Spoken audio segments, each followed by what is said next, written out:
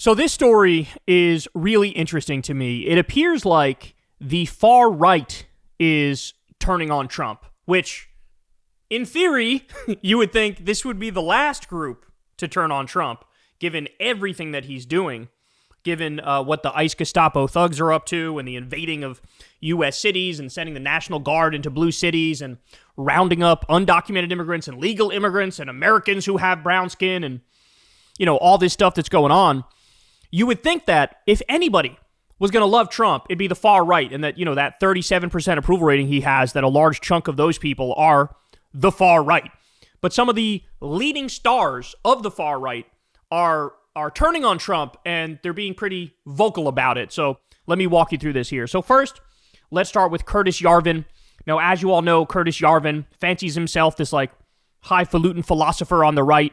I believe he was somebody that J.D. Vance read a lot of. He's the guy who gave us the Dark Enlightenment, is what he supports. He also supports what's called RAGE, which stands for Retire All Government Employees.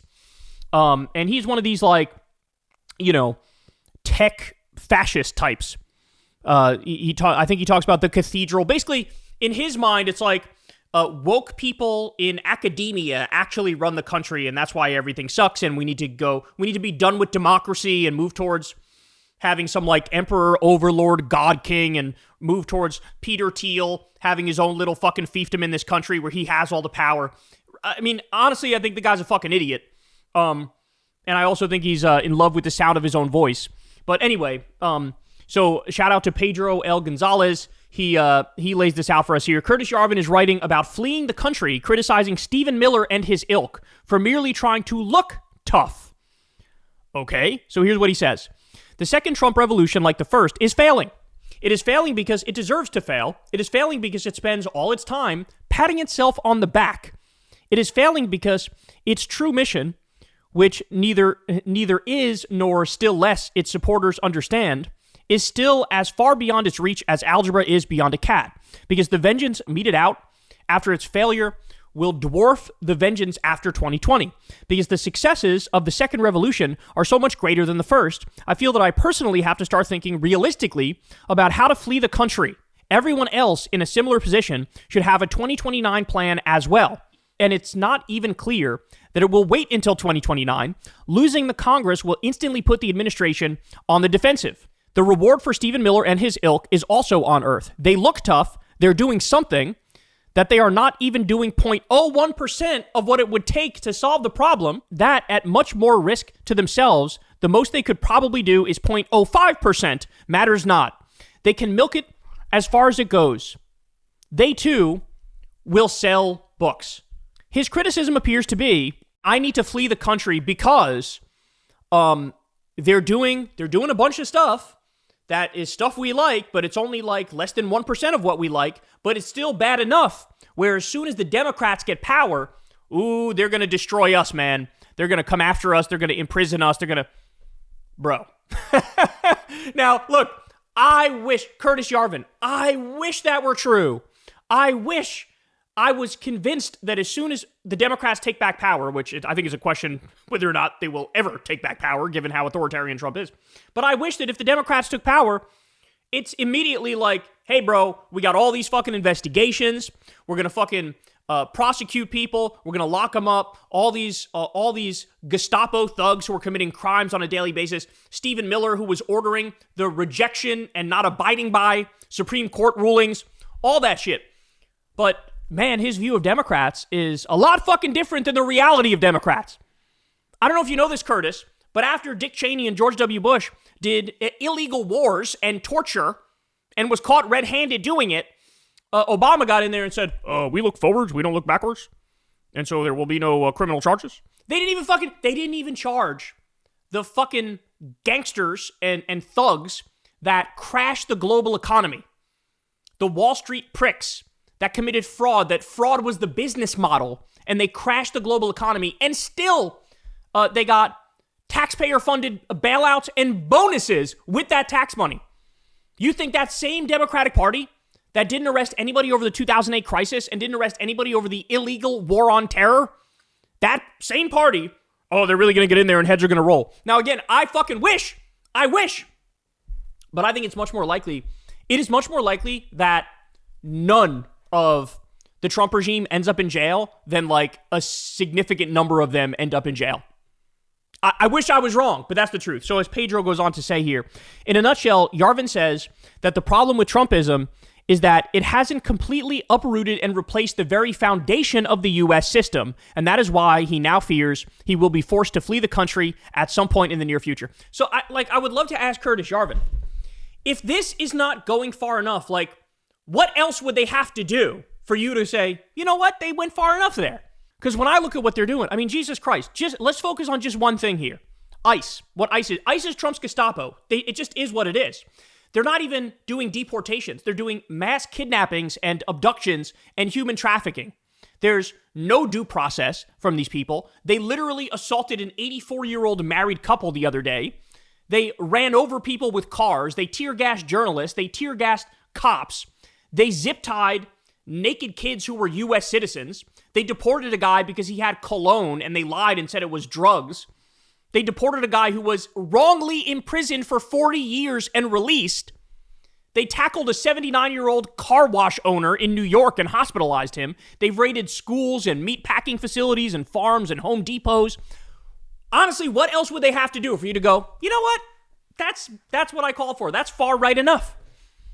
So, but I'm not done. So that's Curtis Yarvin, and honestly, his argument I think is the dumbest thing I've ever heard. You're watching the logical conclusion, the end result of everything you've ever wanted and everything you've ever called for. This is fascism. This is far-right authoritarianism and extremism. That's just what it is. I'm not even saying that as like a gotcha. I'm saying that as an objective descriptor.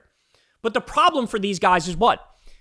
When Trump and Stephen Miller and Elon Musk and all these clowns actually do what their ideology is, well, they look around and they go, wait a second, everybody's still pissed off and everything still sucks. And in fact, everything is getting worse on a daily basis. And so instead of coming to terms with that and realizing I'm simply wrong for being on the right, I need to be on the left, what they do is cope and seethe and double down and go, oh no, the problem is you didn't go right wing enough, even though this is literally historic in terms of how far right he's going. I mean, you're talking about starting multiple new wars, waging a trade war against all of our allies and isolating us from the world, building concentration camps, fucking hiding the Epstein files, getting rich off the fucking crypto and having a number of obviously corrupt schemes, more tax cuts for the rich, destroying the social safety net. You're talking about in every way gone far right. And he looks at it and goes, well, since everything still sucks, I'm going to say, you didn't go right wing enough.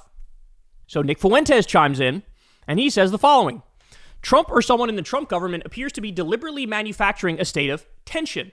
Highly publicized and dramatic ICE raids in the most liberal cities like Portland and Chicago almost seem designed to invite a response from left-wing agitators. ICE agents appear to be more adversarial and provocative towards these agitators than any law enforcement I've ever seen.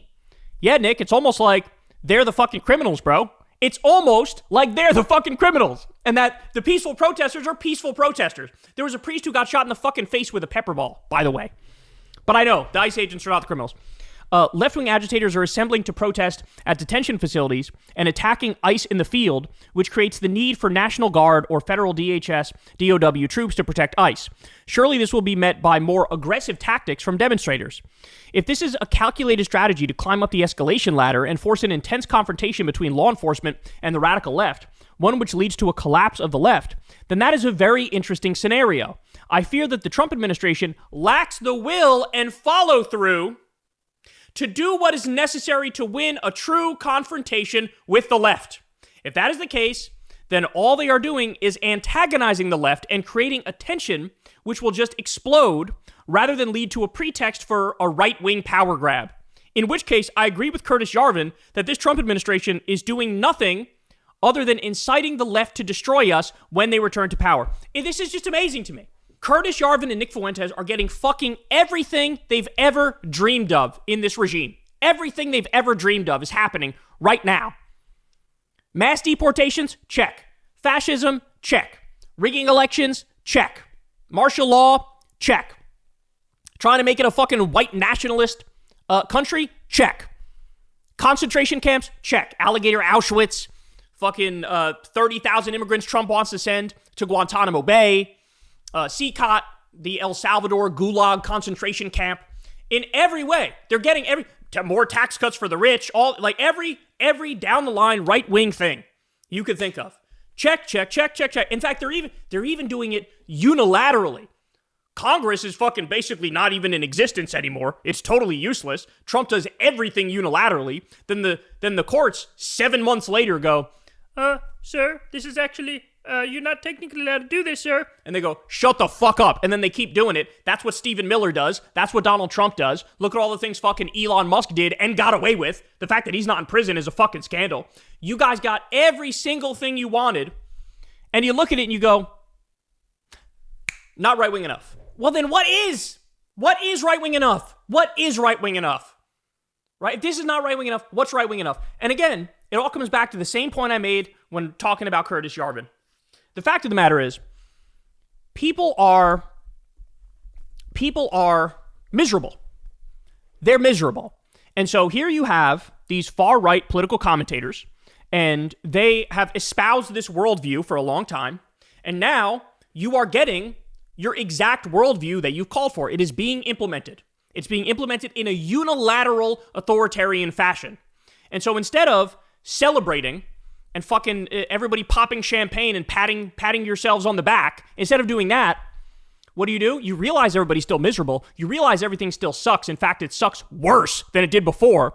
And so you, instead of saying, turns out my philosophy was bullshit, you go, oh, you didn't do my philosophy well enough. You didn't go right-wing enough. You got to go further right-wing. When the reality is what? An honest person who's on the right, who sees all this unfolding, would go, maybe I was just wrong to be a right-winger. Maybe what I should support is basic left-wing things like, I don't know, making our infrastructure number one in the world, right? Doing a new deal so that people have jobs and they're good paying jobs, and we fix our infrastructure and we do high-speed rail and we make beautiful airports and things of that nature. Maybe I should support ending the corruption and having clean elections, making it so billionaires and robber barons and corporations no longer control our politics. Maybe I should support ending the wars as opposed to Trump fucking bombing Venezuelan dinghy fishing boats and bombing Yemen and bombing Somalia, bombing Iran, and now just waiting to also bomb Mexico and fucking Greenland and Panama and all these different places. Maybe it's a good idea to be pro Medicare for all, single payer, universal health care. Maybe it's a good idea to be for a higher minimum wage and unions for all and a 4-day work week and to eliminate medical debt and do social security for all, universal basic income for all. Maybe I was just wrong to be a right winger. Maybe that worldview makes every single thing fucking worse. Maybe that's the case. But no, there's not a moment of honesty. There's not a moment of self-reflection. Because the fact of the matter is, when you get, like, Trump got his whole fucking wish list. The one time Congress was involved was for what? The big bullshit bill. Well, congratulations, that got passed. So what is this fucking right-wing wet dream bill? Well, it's very simple. Add $4 trillion to the deficit and the debt, cut taxes for the rich, raise taxes on the working class, cut Medicaid $800 billion, $800 billion, which kicks 17 million off their health care, kick 3 million people off food stamps. That's the SNAP program. Cut free school lunch for kids, cut free school breakfast, kick millions off of Obamacare subsidies. So this is it. Like, this is your guys' ideology. It just turns out your ideology sucks. You can't look at this and say, oh no, it's not right-wing enough. Okay, well then again, what would be right-wing enough? What would be right-wing enough? I mean that sincerely. What would be right-wing enough if this is not right-wing enough? Because, I mean, look, I can't find a single fucking left-wing thing they've done. At least in the first term, I could in earnestness point to, okay, they pardoned Alice Johnson. Okay, they did the First Step Act. They talked to North Korea as opposed to bombing North Korea. I could give you that, Trump blocked the TPP. He slipped some provisions into a different trade bill, the new NAFTA, but at least he blocked TPP, right? So I could point to some things where it's like, okay, acceptable, half decent, good that he did those things. In the second term, I literally can't think of a single thing that has been done that is positive. It's a fucking hellscape, bro. It is all they're doing is cutting pediatric cancer research and Meals on Wheels and starting more wars and rounding up grandmas and shit. Like, that's what they're doing. And so that's what you guys need to understand. The reason why Nick Fuentes and Curtis Yarvin are making the argument that they're making now, that, oh, this didn't go far enough. They're not really ready to shove everybody into those concentration camps. Everybody left of center into those concentration camps. So they're not pure enough. They're not right-wing enough. The reason why they're relying on that is because they know an honest analysis would say, oh shit, they did everything I wanted and things suck worse.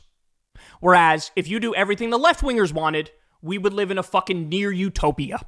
Okay, if you do everything the left-wingers wanted, everybody would have health care, everybody would have higher education, everybody would be in a union and have higher paying jobs, everybody would get paid vacation time by law, happiness would fucking skyrocket, self-reported happiness, just like it already is the case in the Scandinavian countries that have the politics we like, right?